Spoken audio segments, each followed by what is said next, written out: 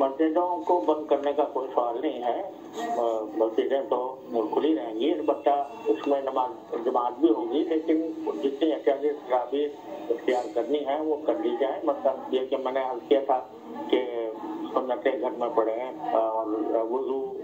بھی گھر سے کر کے آئیں، اور ساتھ میں یہ کہ وہاں پر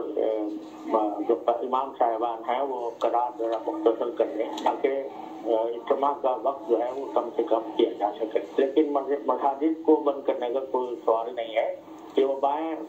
آتی رہی ہیں، نبی کریم صلی اللہ علیہ وسلم کے وقت سے آج تک مسلسل آتی رہی ہیں، اور ان کے بارے میں خود ہمارے فقہا نے گفتگو کی ہے کیا کی صورت میں کیا کرنا چاہیے۔ تو بڑی وبائیں جیسے ڈاؤن کی وبا تھی وہ اتنے زیادہ کہ کوئی حد و حساب نہیں، لیکن کسی موقع پر بھی مساجد بند نہیں کی گئی۔ جو لوگ کہ خود اس بیماری کا شکار ہیں